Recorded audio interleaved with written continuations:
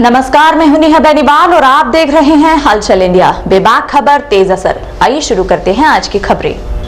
मुजफ्फरनगर की सिखेड़ा थाना पुलिस ने लूट की घटनाओं का सफल अनावरण करते हुए 2 अभियुक्तों को गिरफ्तार कर लिया। उत्तर प्रदेश के मुजफ्फरनगर जनपद की सिखेड़ा थाना पुलिस और सर्विलांस की टीम ने लुटेरे गैंग के 2 शातिर सदस्यों को गिरफ्तार किया है, जिनके पास से पुलिस टीम ने 2 देसी तमंचे, कारतूस, 2 चोरी की बाइक और 1 मोबाइल फोन व लगभग 40,000 रूपए का कैश बरामद किया है। दरअसल बीती 14 व 15 फरवरी को कुछ अज्ञात बदमाशों ने सिखेड़ा थाना क्षेत्र में हथियारों के बल पर 2 लूट की घटनाओं को अंजाम देकर पुलिस को खुली चुनौती दी थी, जिस पर आला अधिकारियों ने इन लुटेरों की गिरफ्तारी के लिए सर्विलांस की टीम के साथ साथ क्षेत्रीय पुलिस को भी इस पर लगाया हुआ था, जिसने रविवार को मुखबिर की सटीक सूचना पर 2 लुटेरे दीपांशु व प्रवीण को गिरफ्तार कर दोनों लूट का खुलासा करते हुए गिरफ्त में आए लुटेरों के पास से 2 देसी तमंचे, कारतूस, 2 चोरी की बाइक, 1 मोबाइल फोन और 40,000 रूपए की कैश बरामद किया है। इस मामले में जानकारी देते हुए एसपी सिटी अर्पित विजयवर्गीय ने बताया कि गिरफ्त में आए लुटेरे अपने गैंग के साथ सुनसान रास्तों पर लूट की घटनाओं को अंजाम देकर मौके से बेखौफ होकर फरार हो जाया करते थे। बहरहाल पुलिस टीम अब जहां इस गैंग के बाकी सदस्यों की गिरफ्तारी के प्रयास में जुटी है, तो वहीं गिरफ्त में आए अभियुक्तों को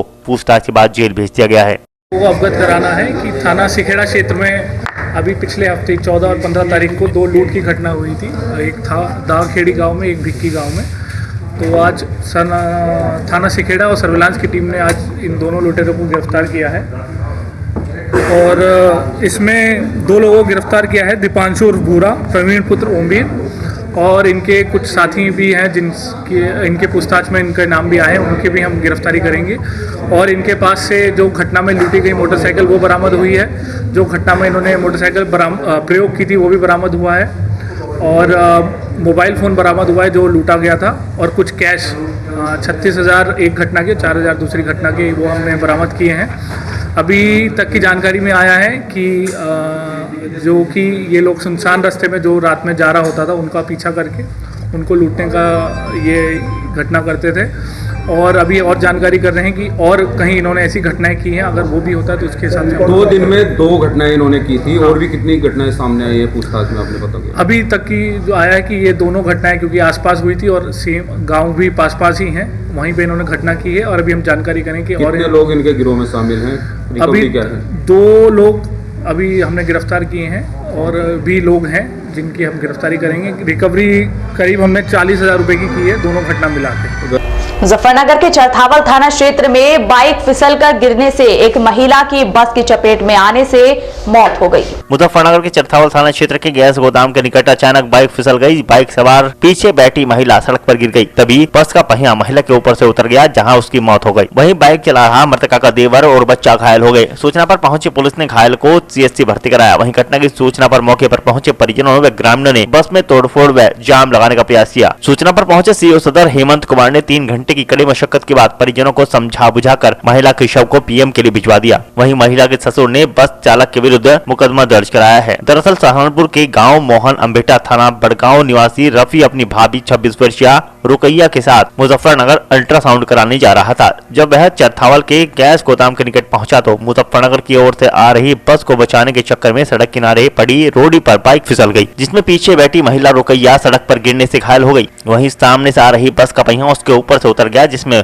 उसकी मौके पर दर्दनाक मौत हो गई। वहीं बाइक चला रहा उसका देवर रफी व महिला का बच्चा सड़क के दूसरी तरफ गिरने से घायल हो गए। सूचना पर पहुंची पुलिस ने महिला के परिजनों को सूचना दी। घटना की सूचना पर मौके पर पहुंचे परिजनों और ग्रामीणों ने बस में तोड़फोड़ करने और जाम लगाने का प्रयास किया, जहां सूचना पर पहुंचे सीओ सदर हेमंत कुमार व थाना प्रभारी ने 3 घंटे की कड़ी मशक्कत के बाद परिजनों को समझा बुझाकर शांत किया।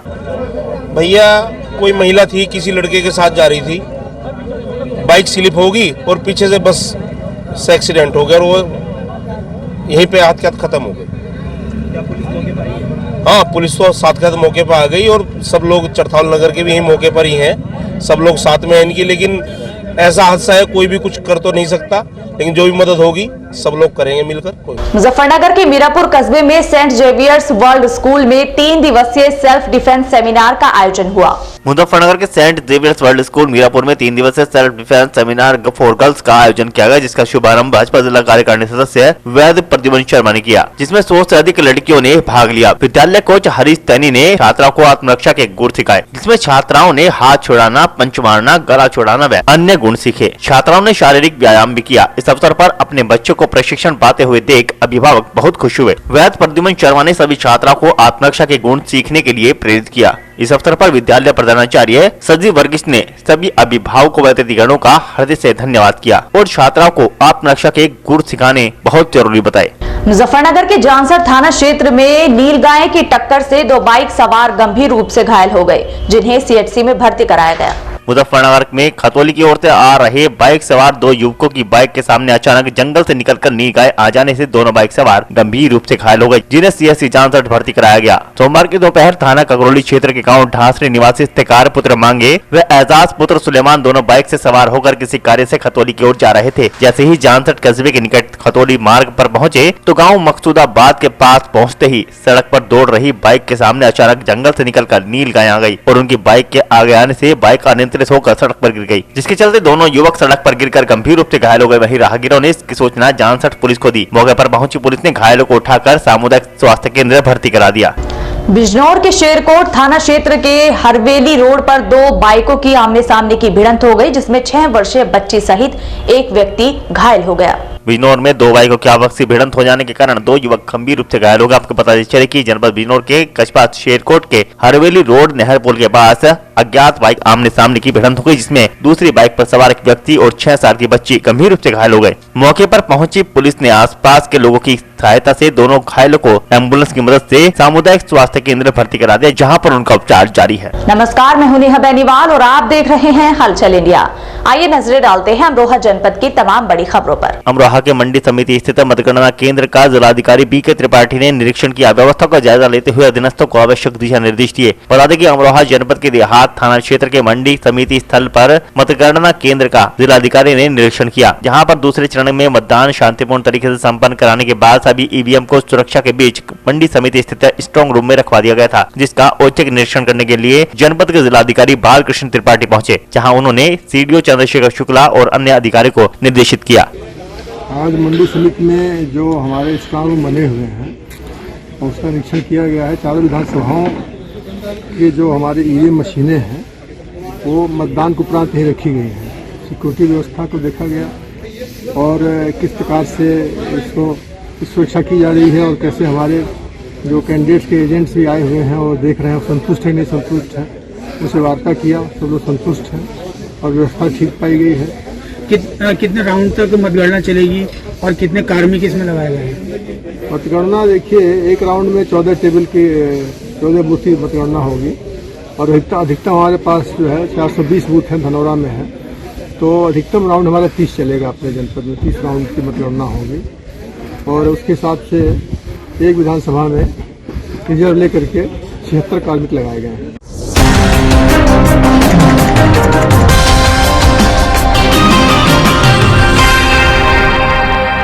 अमरोहा के सैदनगरी के गुलिशान मोहल्ले में 4 दिन से फूके हुए ट्रांसफार्मर को लेकर मोहल्ले वासियों ने प्रदर्शन किया। बताया जा रहा है कि सैदनगरी कस्बे के मोहल्ला गुलिशान का 4 दिन पूर्व वहीं 4 दिन से विद्युत आपूर्ति नहीं मिलने से मोहल्ले वासियों का धैर्य टूट गया और सोमवार को आकर्षित मोहल्ले वासियों ने कोंदा बिजली उपग्रह केंद्र पर धरना प्रदर्शन शुरू कर दिया। 4 दिन से ट्रांसफार्मर भुका हुआ है। हर बार ट्रांसफार्मर आने के 2000 रुपए गाड़ी को सरकारी दिए जाते हैं जब ट्रांसफार्मर आया जाता है।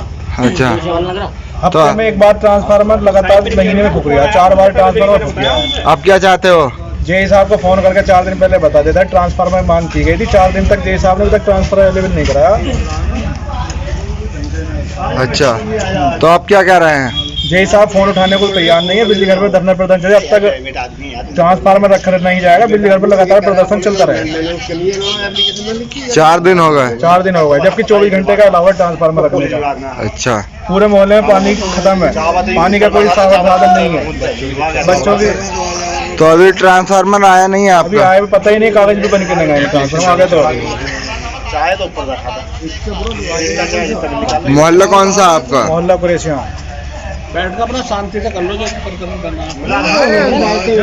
कितने केवी का ट्रांसफार्मर रखा? 500 केवी का। और फिलहाल वक्त हो चला है फटाफट खबरों का। मुजफ्फरनगर के बुढ़ाना कोतवाली क्षेत्र के गांव लोहसाना में कश्यप समाज के परिवारों पर दबंगों द्वारा किए गए जानलेवा हमले के विरोध में फिशरमैन कांग्रेस कमेटी के प्रदेश अध्यक्ष देवेंद्र कश्यप और प्रत्याशी बुढ़ाना विधानसभा ने 2 दिन पूर्व बुढ़ाना कोतवाली में धरना प्रदर्शन करते हुए पुलिस को आरोपियों पर सख्त कानूनी कार्रवाई किए जाने को लेकर 72 घंटे का अल्टीमेटम दिया था, जिस पर 72 घंटे के पश्चात भी कानूनी कार्रवाई न होने से नाराज कश्यप समाज ने देवेंद्र कश्यप के नेतृत्व में आज फिर बुढ़ाना थाने में मुख्य आरोपियों की गिरफ्तारी को लेकर प्रदर्शन किया। उन्होंने भाजपा नेताओं पर आरोप लगाया कि पुलिस दबाव में काम कर रही है, जब तक पुलिस मुख्य आरोपियों को गिरफ्तार नहीं करती तब तक वह लोग चैन से नहीं बैठेंगे। उन्होंने कहा कि हम 23 तारीख में एसडीएम कार्यालय पर भूख हड़ताल करेंगे। मामला तो है 15 तारीख को गांव लुसाना में एक ऐसी दर्दनाक वारदात हुई कि कुछ लोगों द्वारा, गांव के दबंग लोगों द्वारा एक आतंकवादी घटना कहूँगा मैं से, और 6 परिवार के सदस्य थे, उन्हीं की लड़की के साथ छेड़छाड़, बेटी के साथ छेड़छाड़ की गई। उन्होंने उसका विरोध दर्ज करने का काम किया तो उनको बुरी तरीके से पीटा गया और इतनी बुरी दरिंदगी दिखाई गई और उन लोगों के द्वारा दिखाई गई जो एक फौज की नौकरी करता है और एक पीएससी की नौकरी करता है। हम लोग 18 में आए थे, कुछ लोगों ने, उन्होंने सीओ साहब ने 72 घंटे का समय मांगा था, लेकिन अभी 3 लोग गिरफ्तार हुए हैं, लेकिन जो मुख्य आरोपी हैं फौज वाला और पीएससी वाला वो गिरफ्तार नहीं हुआ है। इसको लेकर हम यहाँ पर इकट्ठा हुए थे।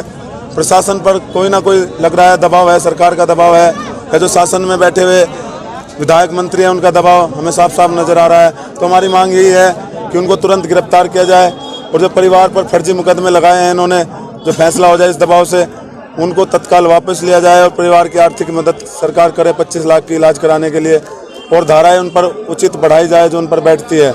अगर ऐसा नहीं होता तो परसों 10 बजे तक का हमने टाइम दिया है, नहीं तो परसों 10 बजे हम लोग एसडीएम कार्यालय पर मैं अन्न जल त्याग कर भूख हड़ताल पर बैठूंगा और परसों से भूख हड़ताल होगी।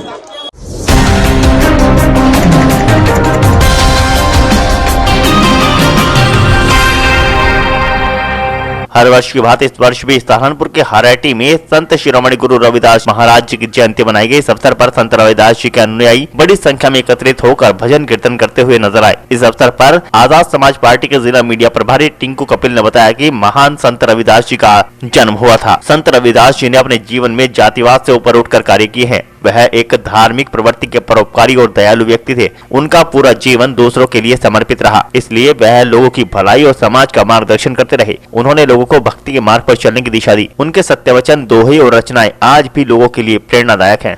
और आज के इस बुलेटिन में फिलहाल इतना ही। कल फिर हाजिर होंगे कुछ और नई खबरों के साथ। तब तक के लिए नमस्कार।